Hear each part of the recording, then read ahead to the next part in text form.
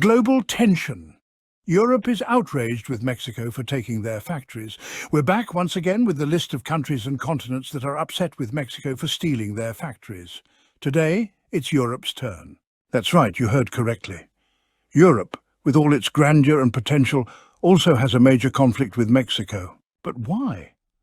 The main reason is that Europe relies heavily on Germany, the economy that supports the continent. Germany, being one of the largest and richest economies in the world, is home to many important companies that generate huge revenues, some of which are not well known, but influence the European economy. The problem is that Mexico is increasingly attracting the workforce and job opportunities that were once exclusive to Europe. This includes the production of cars, a vital sector for Germany, which is one of the main car manufacturers in Europe. Traditionally, Germany produced its vehicles at home. But over time, global demand has led companies like Volkswagen to expand their production to other countries, including Mexico. Volkswagen, one of the most important brands in the world and the second largest after Toyota, has closed factories in various parts of the world, but has maintained and even increased its production in Mexico. This has caused the German government and other European politicians to start questioning Volkswagen about its decision to manufacture so many cars in Mexico. They have even offered tax incentives for Volkswagen to return part of its production to Germany, but the company has preferred to keep its factories in countries where costs are lower. In Latin America, especially in Mexico, many cars of German brands are produced with quality standards as high as those in Germany. This has allowed Mexico to become a key point for car manufacturing worldwide, attracting more companies that see in the country an opportunity to reduce costs without compromising quality. However, this situation has generated tensions between business and politics. European politicians have tried to convince companies to return their production to Europe, but the advantages offered by Mexico, such as competitive wages and a strategic location, have made many companies choose to stay in Mexico. Additionally, the increasing pressure to manufacture electric vehicles has further complicated matters.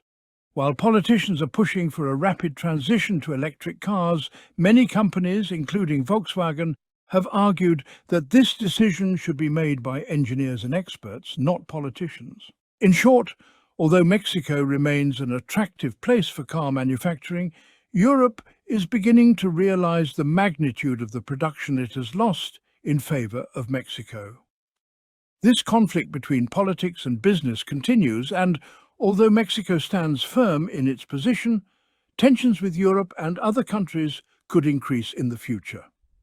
The growing tension between Europe and Mexico over the relocation of factories has multiple facets that go beyond simple economic competition. Globalization has allowed companies to look for strategic locations where labor is cheaper, logistics are efficient, and regulations are favorable.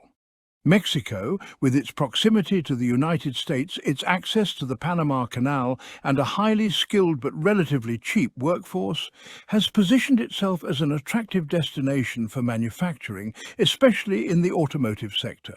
This situation has created a dilemma for European governments, particularly for Germany. On the one hand, they understand the need to maintain the competitiveness of their companies in a globalized market. On the other hand, the loss of factories not only affects the economy, but also national pride and the perception of European industrial strength.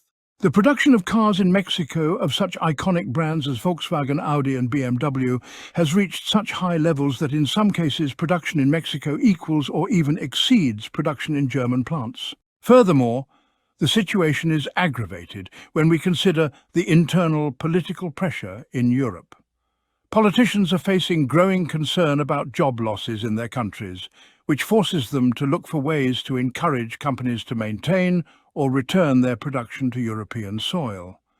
This translates into offers of tax cuts, subsidies and other measures that, however, do not always manage to compete with the significantly lower costs offered by Mexico. Another aspect to consider is the impact of the massive electrification of the automotive sector.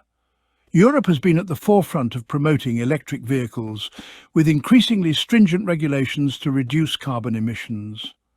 However, the transition to electric vehicle production also represents an economic challenge, as it requires large investments in technology and reconfiguration of plants. Mexico, by offering lower production costs, has become an attractive place to establish or maintain the production of these new vehicles, which adds another layer of complexity to the relationship between Europe and Mexico. We cannot forget the geopolitical component of this situation. The relocation of factories also has implications for diplomatic relations between Mexico and European countries. While Mexico seeks to strengthen its economy and improve employment conditions for its population, Europe struggles to maintain its industrial relevance in an increasingly interconnected world. Cooperation and dialogue will be essential to prevent these tensions from escalating into major conflicts. In conclusion, the dispute between Europe and Mexico over car manufacturing is a reflection of the changing dynamics of the global economy. While Mexico benefits from the competitive advantages it offers, Europe faces the challenge of adapting to this new reality without losing its leading position in the automotive industry. The future of this relationship will depend largely on how both actors manage internal pressures and the opportunities offered by a globalized world. In this final chapter, we will explore the economic relationship between Mexico and Europe, specifically in the context of the automotive industry. We will see how the transfer of factories has generated impacts in both regions. Mexico, for its part, has experienced growth in foreign investment and job creation, consolidating its position as an important link in the automotive supply chain.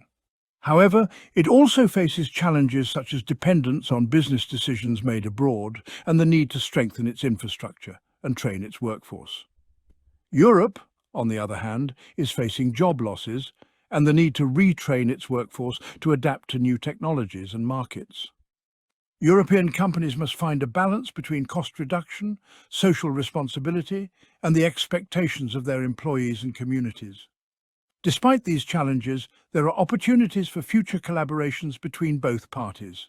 Technology transfer, investment in innovation, and the creation of trade agreements can strengthen this economic relationship and make it a model for global cooperation. In conclusion, the relationship between Mexico and Europe in the automotive industry is complex and multifaceted.